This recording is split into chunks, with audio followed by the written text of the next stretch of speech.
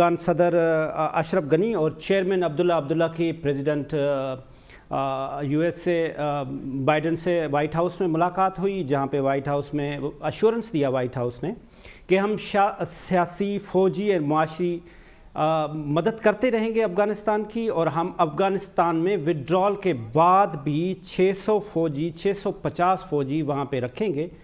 Hillary Clinton ने कहा है कि अफ़गानिस्तान की सिचुएशन ये है कि अमेरिका के जाने के बाद विद इन 6 मंथ अफ़गानिस्तान पे तालिबान का कब्ज़ा हो जाएगा। इन सारी बातों पे तफसीलन बात करने के लिए हमारे साथ शमशाद अहमद ख़ान साहब है, जो फार्मर फॉरेन सेक्रेटरी पाकिस्तान हैं, बहुत सारे किताबों के मुसन्निफ़ हैं, फॉरेन अफेयर्स पे बहुत बड़ा अबूर है। शमशाद साहब, आपका बहुत बहुत शुक्रिया, आपने हमें टाइम दिया सर। जी सर, ये फरमाएं आप इस पूरी डेवलपमेंट को किस तरह से देख रहे हैं, ख़ास तौर पे पाकिस्तान का जो क्लियर मौक़िफ़ है उसके बारे में आपका क्या ओपिनियन है? देखिए, जो हमारा मौक़िफ़ है ये बिल्कुल दुरुस्त मौक़िफ़ है, और हमने जो भी फैसला किया है या करना है वो पाकिस्तान के मुफाद में करना है। और ये कुछ दफ़ा नहीं ऐसा हो रहा। पता नहीं क्यों मीडिया में बाज़ दफ़ा कन्फ्यूजन फैला दिया जाता है कि जैसे अब कोई या तो अमेरिका हम पर हमला कर देगा या कोई जंग छिड़ जाएगी। ऐसी बातें नहीं हुआ करती। और पाकिस्तान एक बहुत अहम रियासत है इस खित्ते की, बल्कि दुनिया में, और इसकी एक बड़ी अहमियत है, जियोपॉलिटिकल अहमियत है।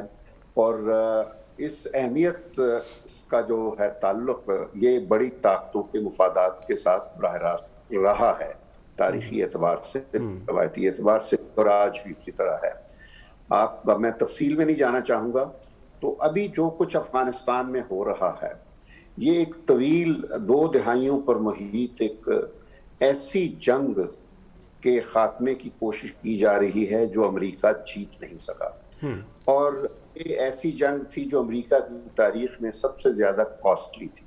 इतना नुकसान आया है, हजारों अमेरिकी हलाक हो चुके हैं, और फिर ट्रिलियंस ऑफ डॉलर्स का खर्चा हो चुका है, जाया कर दिया गया है। तो मकसद ये है कि आज भी सवाल ये उठता है कि ये किसके मुफाद में था।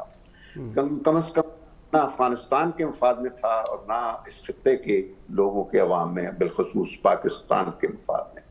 अब अगर अमेरिका जाने की बात कर रहा है तो वो भी अभी खुलकर अपने दूसरे जो ऑप्शंस हैं उनको खुलकर इजहार नहीं कर रहा, क्योंकि अमेरिका के जो वर्ल्ड वाइड पावर से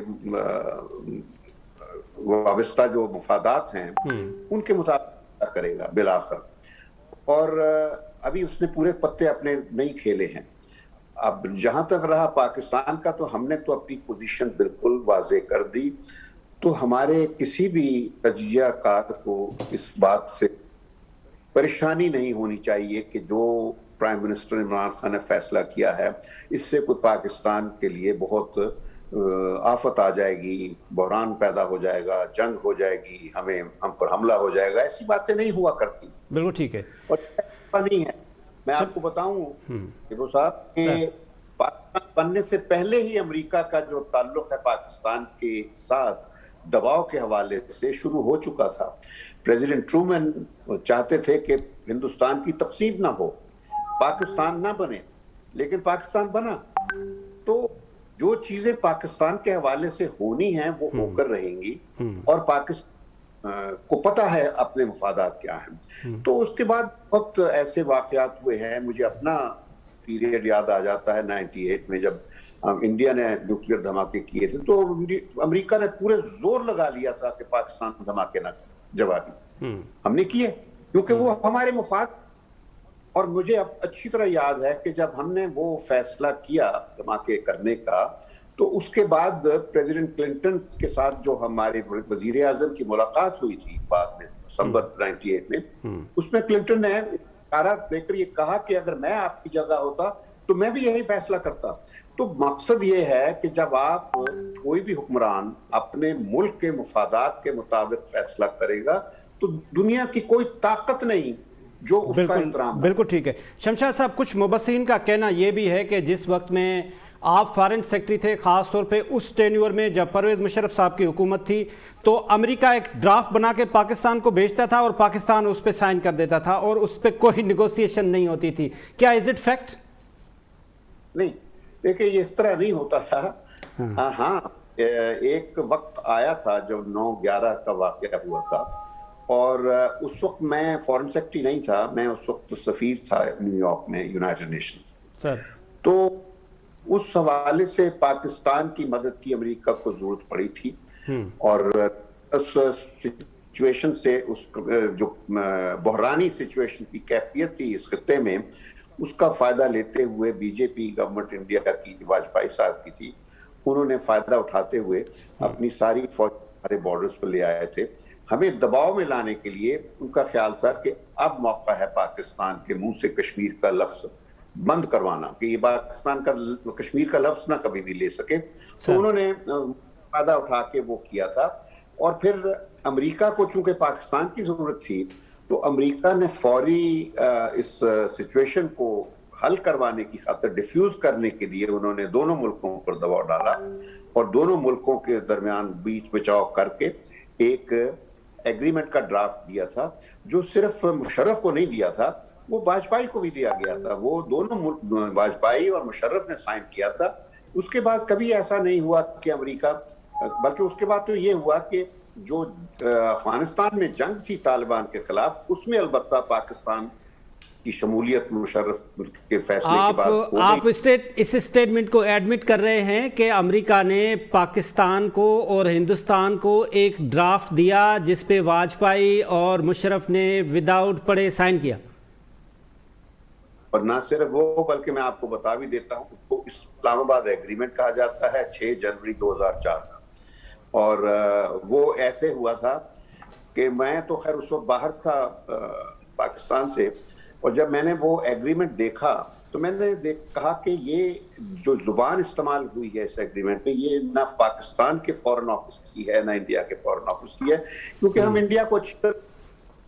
تو وہی ہوا جب میں واپس آیا پاکستان 1-2 سالوں کے بعد، تو وہ کولن پال نے ایک انٹرویو میں یہ تسلیم کر لیا کہ ہاں وہ قرضہ ہم نے دیا تھا انڈیا اور پاکستان کو تاکہ ڈائیلاگ شروع کیا جا سکے. وہ ڈائیلاگ شروع کرنے کے لیے تھا انڈیا پاکستان کا، جو کہ شروع ہوا. تو یعنی مقصد تو اس کا اچھا تھا کہ جو اس وقت ایک جنگ تصادم، بڑے تصادم کا جو خطرہ تھا وہ ٹل گیا، فوجیں واپس ہٹ گئیں اور انڈیا اور پاکستان واپس مذاکرات کی ٹیبل پر آ گئے.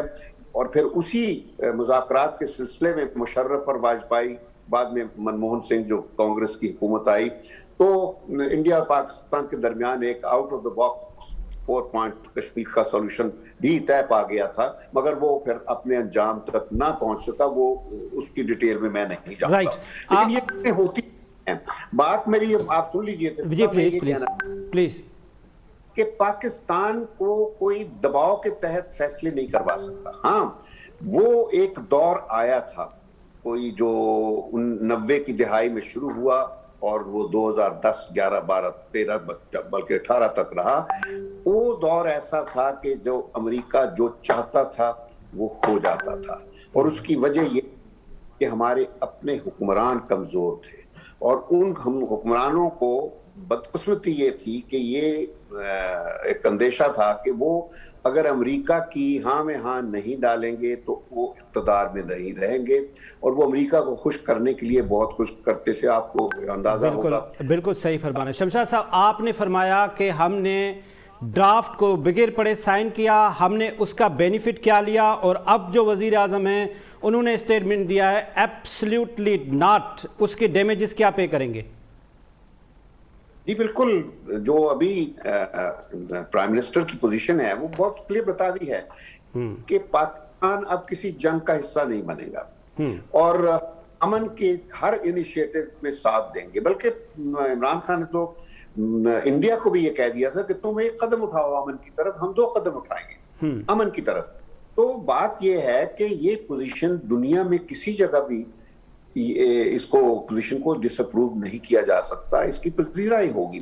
اور امریکہ کو بھی، امریکہ کے عوام کو بھی یہ اس بات کا ادراک ہے کہ امریکہ نے بہت جنگیں لڑ لی ہیں اور اب اتنے نہ سیکھے ہوئے سبق ہیں امریکہ کے کہ وقت آ گیا ہے इस बात का इदराक करे कि मजीद जंग का ना अमेरिका बर्दाश्त कर सकता है, ना अफगानिस्तान के अवाम, ना पाकिस्तान के अवाम। राइट। तो क्या अमेरिका को ये समझ आ गया है कि अमेरिका अब जंगें नहीं लड़ सकता, या अमेरिका को ये भी समझ आ गया कि अब अमेरिका दुनिया में वाहिद सुपर पावर नहीं है? खासतौर पे जो अभी G7 का मीटिंग हुई उसमें यही एक ही टॉपिक पे बात होती रही मुसलसल कि चाइना को किस तरह से काउंटर करना है। BRI के अगेंस्ट एक प्रोजेक्ट लाया गया। क्या अमेरिका को चाइना एक थ्रेट है?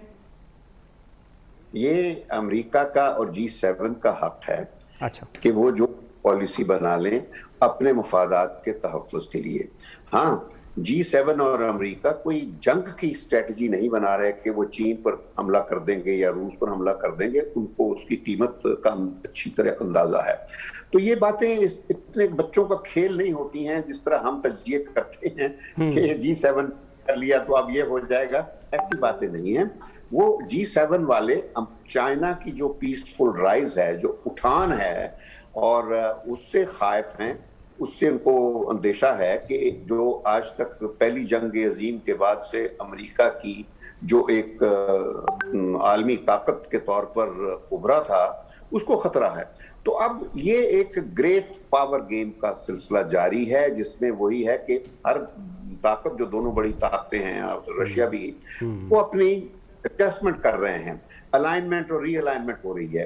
तो ये उन ताकतों का खेल है। बदकिस्मती ये है, सिर्फ बदकिस्मती नहीं बल्कि मैं तो ये कहूँगा कि अच्छी बात है, पाकिस्तान की जो लोकेशन है वो हर लिहाज से हर बड़े ग्लोबल वाकया है, अहमियत के डायनामिक्स होती हैं, उनमें एक इसका बाकायदा रोल है बहुत बड़ा।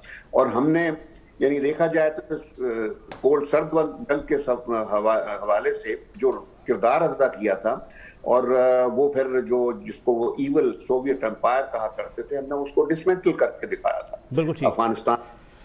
तो अभी बस ये है कि हमें सोच समझकर बड़े ठंडे दिल के साथ और गलत बातों का अंदाजा नहीं करना चाहिए, क्योंकि जो कुछ हमारी हुक्मरानों को चीज़ों का इल्म है वो ना आपको पता है ना मुझे पता है। हम बाहर बैठे उन चीज़ों का हमें अदराक नहीं हो सकता, तो हम अंदाजे ऐसी सिचुएशन पर ना करें जिसकी अंदर की बातों का बिल्कुल बजा फरमान है। मेरा आपसे शमशाद साहब आखिरी सवाल है।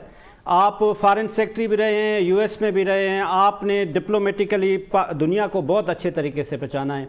हम शुरू से एक सिर्फ डिक्लेयर करने के चक्कर में हैं कि हम कभी सोवियत यूनियन की तरफ जाते थे, फिर हम अमेरिका की तरफ जाते थे।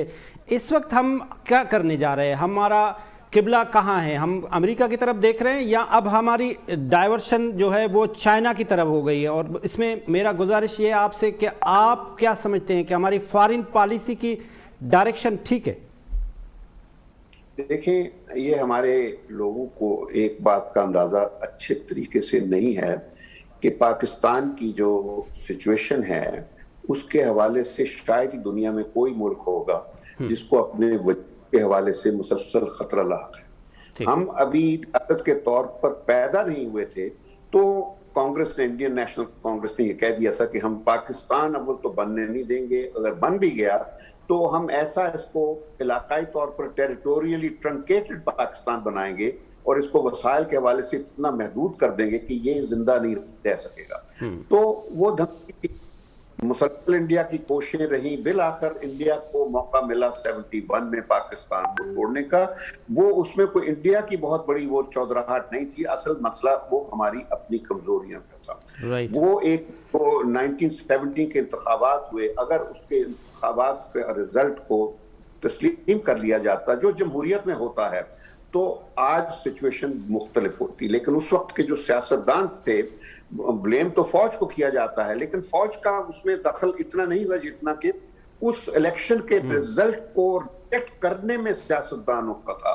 जो एक सियासी क्राइसिस था उसको सियासी तरीके से हल करने की बजाय उस वक्त के वो सियासतदान बड़े भुट्टो जो थे, उन्होंने फौज को दबाव में लाकर इतना आगे लगा दिया कि फौजी हल की तरफ धकेल दिया, जिसके तो नतीजा हुआ आपने देख लिया। तो मकसद मेरा ये कि ये सब चीजें पाकिस्तान ना अफगानिस्तान का जो मसला है वो पाकिस्तान की वजह से नहीं है। यानी Afghanistan is in A mess, it's not because of Pakistan. वो अपनी वजूहात हैं। कैसे शुरू हुआ था अफगानिस्तान का मसला, रूस कैसे आ गया था? ये हुआ था कि किंग ज़ाहिर शाह जो कई सालों से किंग था, उसके कजन ने उसको कुक करके निकाल दिया था। तो अंदरूनी अफगानी मसला था जिसका फायदा सोवियत यूनियन लेके फिर दिसंबर 1979 में अफगानिस्तान पर हमला कर दिया। तो उस वक्त पाकिस्तान को रिएक्ट करना पड़ा। कोई अमेरिका ने नहीं कहा था हमें, वो ये तो आप शुक्र कीजिए कि प्रेसिडेंट ज़ियाउल हक ने वो स्टैंड ले लिया था, वरना वो जो सोवियत यूनियन अफगानिस्तान में आ गए थे उनका अगला पड़ाव जो होना था वो पाकिस्तान में होना था। तो ज़ियाउल हक ने अपने पाकिस्तान के मफादात के हवाले से एक पोजीशन ली।